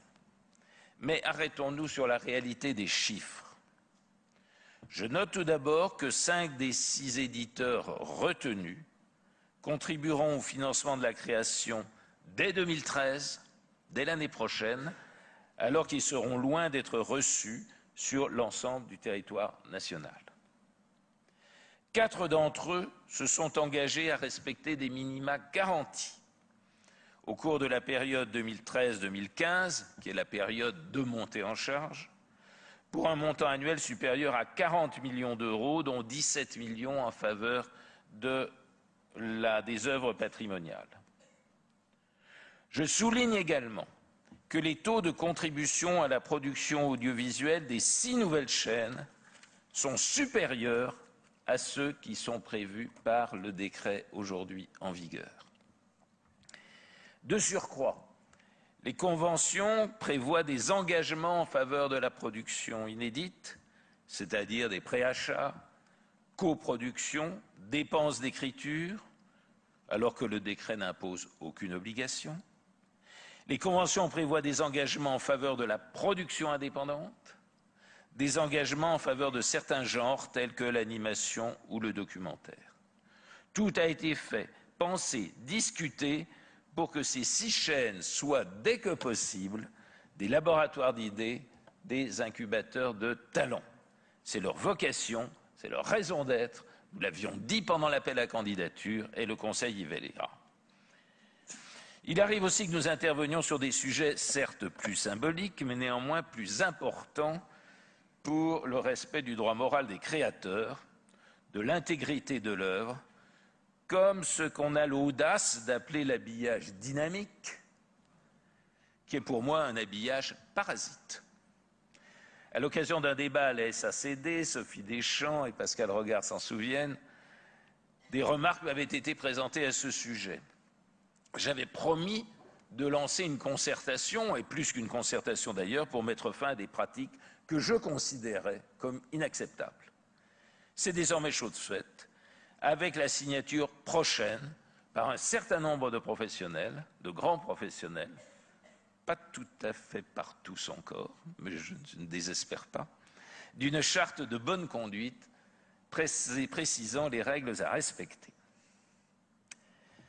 Alors même si les nouvelles chaînes constituent un relais de croissance bienvenu, il ne faut pas nous voiler la face et ne suffiront pas à elles seules à résoudre, mon Dieu, je vais dire la crise. J'ai honte compte tenu de ce que je viens d'entendre il y a 5 minutes, que traverse la création française depuis 5 ans. Et cette crise, elle a donné lieu à une abondante littérature, souvent de qualité. Vous vous souvenez du rapport du Club Galilée en 2010, du rapport de Serge Siritsky, que je salue, pour une relance de la fiction française, ça c'était en novembre 2010, ou encore, il est donc cité pour la 4e fois, et Mathieu Béjot va pouvoir s'en féliciter, le rapport de Pierre Chevalier. Alors que la journaliste du nouvelobs.com ne s'inquiète pas. Je me souviens d'un film, et malheureusement je ne me rappelle pas du tout le titre, qui était d'avant la Seconde Guerre mondiale. Et il y a une scène dans laquelle il y a 2 personnes qui parlent du cinéma. Est-ce que c'est des producteurs, des réalisateurs, je ne sais pas trop. Ils réfléchissent à un thème et ils n'arrivent pas à le trouver. Et l'un d'entre eux dit « Oh, tu devrais faire un sujet sur la crise du film, sur la crise du cinéma, c'est un sujet permanent. » Nous étions entre 35 et 39. Vous voyez, pour la télévision, c'est comme pour le cinéma. La crise du cinéma, on continue d'en parler 50 ans après. Et je pense que la crise de la télévision et donc de la crise de la fiction, on continuera encore d'en parler dans 50 ans, même si elle n'est pas si réelle que ça. En tout cas, je crois que malgré tout, malgré ce qui a été dit excellemment à la tribune tout à l'heure, la crise de la création française, elle n'est quand même pas un vain mot, c'est pas une vue de l'esprit, c'est pas une formule de salon, elle se manifeste très concrètement dans les études et rapports que je viens de citer, dans des bilans publiés à intervalles réguliers par la profession elle-même, par les pouvoirs publics et notamment par le CSA. Et je retiens pour ma part 3 motifs d'inquiétude. Le premier, c'est la baisse de l'exposition de la fiction française sur les grandes chaînes gratuites, moins 18% en volume en 3 ans, moins 18%. Le deuxième, c'est la baisse du volume financier investi par les chaînes gratuites dans les commandes de fiction, moins 10% en 2008, moins 10% en 2010. C'est un manque à gagner de 48 millions d'euros. Troisième motif, la présence de 4 fictions françaises seulement, 4, parmi les 100 meilleures audiences de l'année 2011. En 2005, il y en avait 56 parmi les 100 meilleures audiences. 2011, 4. Donc nous sommes confrontés à un cruel paradoxe. Alors que la fiction télévisée en tant que genre se porte bien, la France ne parvient pas à en profiter pleinement, ni à s'imposer au niveau national et international. Et pourtant, nous ne manquons ni de talent, ni de créativité, ni de réalisateurs, ni d'auteurs, ni de producteurs de renom. D'après le baromètre 2012 de la création audiovisuelle publié par l'APA, les fictions françaises diffusées en première partie de soirée sur France 3 et Arte enregistrent des audiences supérieures à la moyenne. Et je crois que France Télévisions peut être très fière de ce qui s'est passé hier avec Inquisition, avec un taux d'audience et un nombre de téléspectateurs tout à fait magnifique. Ce qui prouve, Rémi, qu'on peut faire des choses formidables qui captent l'intérêt du téléspectateur. Et je suis convaincu que cette série-là, elle est déjà bien installée et que les interrogations que certaines et certains suscitaient, posaient, relevaient tout à l'heure, elles n'ont pas lieu d'être dans le cas d'Inquisition. Donc c'est là peut-être que se situe la bonne nouvelle. Le problème ne vient pas de notre créativité, mais de nos structures, c'est-à-dire de notre organisation, de nos dispositifs d'incitation fiscale, des relations contractuelles entre producteurs et éditeurs de chaînes, de certaines pesanteurs héritées du passé, bref, d'éléments qui ne dépendent que de notre volonté et que de notre capacité à nous adapter. Parmi les causes qui expliquent les difficultés rencontrées par la création française, 3 me semblent déterminantes. La première est le sous-financement chronique de l'édition. Et je rappelle qu'un auteur français qui a la charge de rédiger tout seul les 6 épisodes d'une série de 52 minutes perçoit 2 fois moins de rémunération qu'un auteur américain qui est membre d'un atelier d'écriture concevant toute une série de 26 épisodes, 2 fois moins, pour un travail qui, évidemment, est beaucoup plus lourd.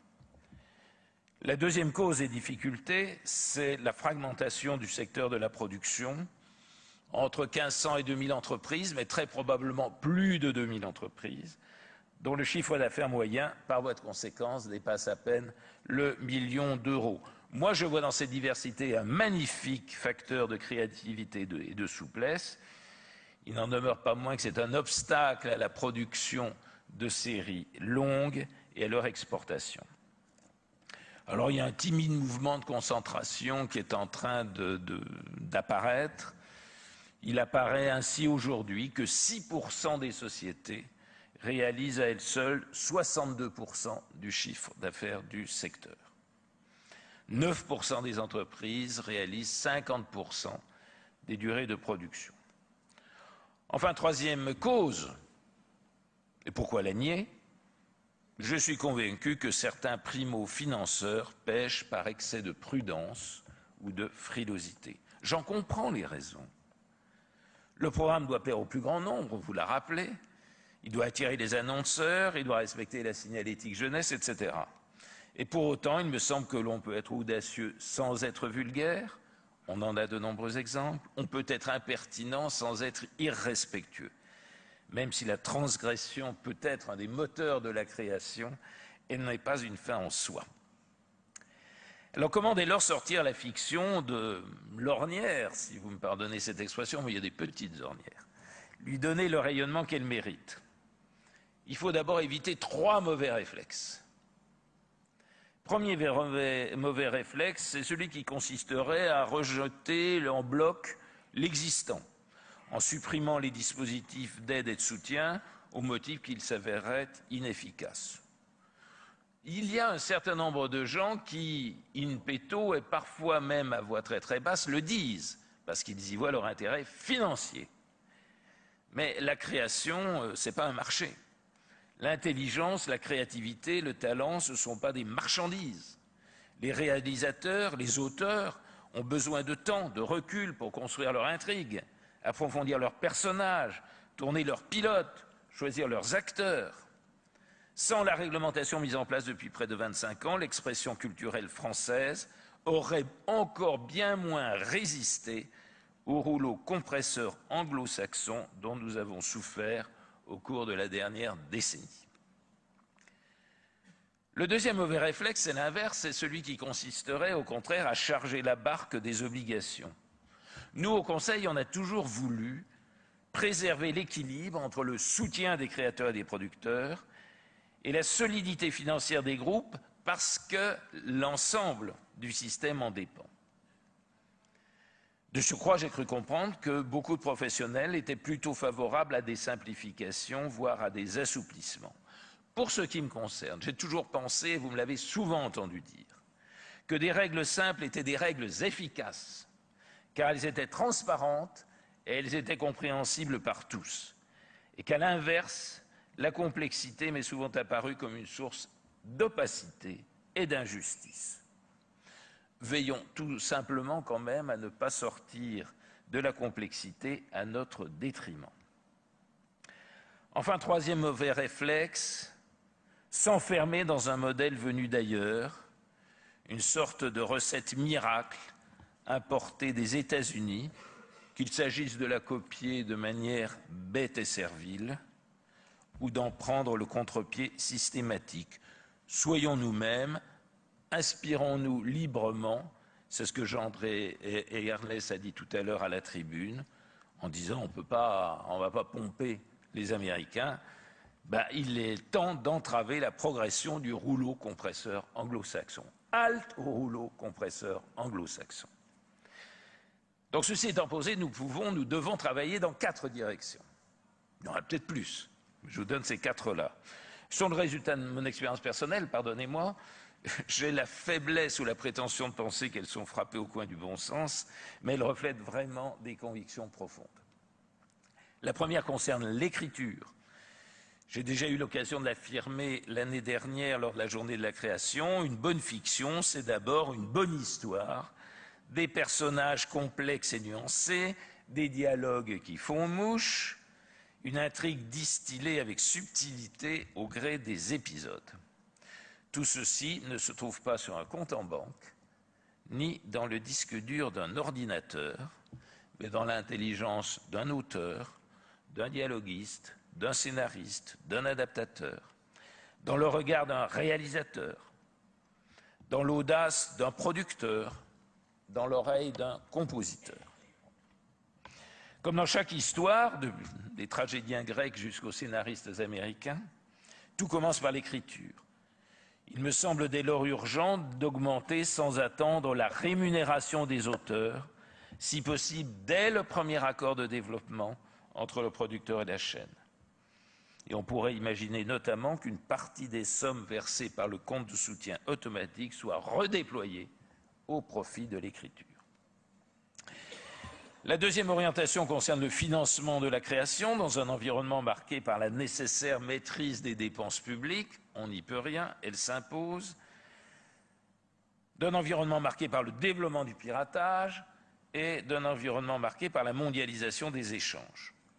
Le temps est venu de réfléchir à une nouvelle stratégie qui pourrait schématiquement se décliner en 3 volets. Premier volet, concentrer les aides existantes sur 2 ou 3 grandes priorités négociées avec les professionnels. L'écriture, la structuration des entreprises, la diversité des formats, le développement. Deuxième volet, généraliser certains outils ou certaines contributions ayant fait leurs preuves. À titre personnel, je ne trouverais pas anormal d'étendre de façon progressive et mesurée l'assiette de la contribution COSIP, qui est à la charge des fournisseurs d'accès à Internet, et qui jusqu'à présent repose sur 45% seulement du produit des abonnements. Je me demande bien au nom de quoi. Surtout si l'on constate le nombre de vidéos regardées chaque année sur Internet, ou si l'on constate le taux de pénétration de l'ADSL dans les foyers français. Et par ailleurs, je trouve très intéressante l'idée qui consiste à étendre le bénéfice du crédit impôt recherche à la fiction innovante. Troisième volet, réfléchir à de nouvelles contributions adaptées à l'environnement numérique. Ceux qui me connaissent savent que depuis des années, je défends un principe simple, un principe de justice économique. Tout service qui tire un revenu de l'exploitation d'une œuvre audiovisuelle doit nécessairement contribuer à la production et à la création. Si la culture n'a pas de prix, elle a un coût. Et c'est dans cet esprit que s'inscrivent les travaux conduits par la commission de suivi des usages de la télévision connectée, que j'ai constituée au sein du CSA et qui rassemble 80 personnes venant de l'extérieur, qui s'est réunie hier en formation plénière au Conseil, sous la présidence du conseiller Emmanuel Gabla. La troisième orientation concerne l'environnement juridique et réglementaire. L'État doit cesser de réglementer à tort et à travers, en multipliant les exceptions aux exceptions, les régimes dérogatoires, les sous-catégories, etc.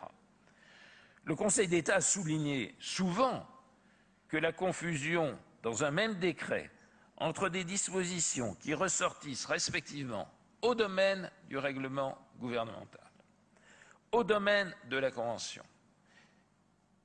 conclue avec le CSA, et au domaine des accords professionnels, cette confusion nuit à l'intelligibilité du texte et rend plus difficile son application et son contrôle.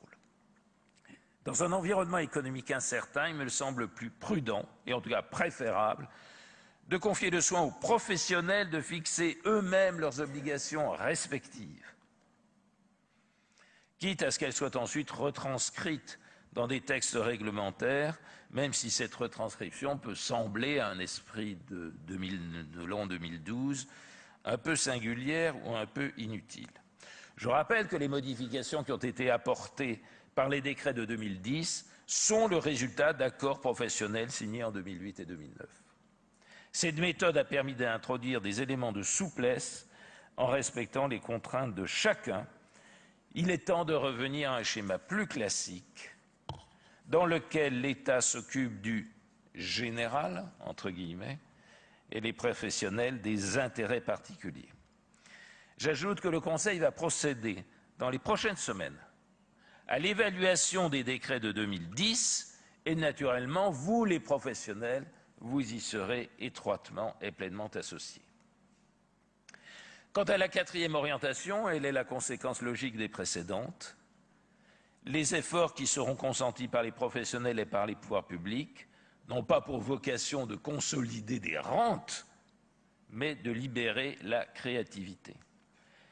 Les exemples étrangers, au hasard, ceux du Danemark, de la Grande-Bretagne, d'Israël, le démontrent tous les jours. Il y a de la place sur le marché international pour des séries à forte identité, proches de la réalité sociale, innovantes, avant-gardistes. Des séries des 3 pays que je viens de citer à titre d'exemple font régulièrement l'objet d'adaptations aux États-Unis. Et ceci d'autant plus que le système américain tend de plus en plus, tel un Chronos des temps modernes, à dévorer ses propres enfants. On ne compte plus aux États-Unis les séries arrêtées de façon prématurée faute d'une rentabilité suffisante, alors que l'audience est au rendez-vous. Il n'est pas rare qu'une équipe apprenne au moment du tournage qu'il s'agit en fait de la dernière saison. À charge pour elle d'inventer dans l'urgence une fin qui ne déçoive pas les téléspectateurs. Ce vieillissement accéléré intervient à un moment où plusieurs séries de renommée mondiale arrivent à leur terme, vous savez lesquelles. Une page se tourne, à nous d'écrire la suivante. Je demeure convaincu que la période actuelle marque pour la création française non pas le commencement de la fin, mais la fin du commencement. À en juger par le foisonnement des projets, leur diversité, leur richesse narrative, il ne manque pas grand-chose, quelques réglages, pour que nos auteurs, nos réalisateurs puissent donner la pleine mesure de leur talent.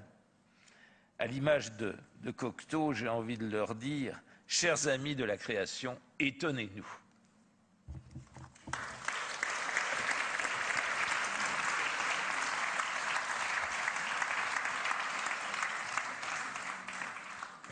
Merci beaucoup Michel Boyon, président du CSA. C'est la fin déjà de cette première matinée de travail de ces journées de la création.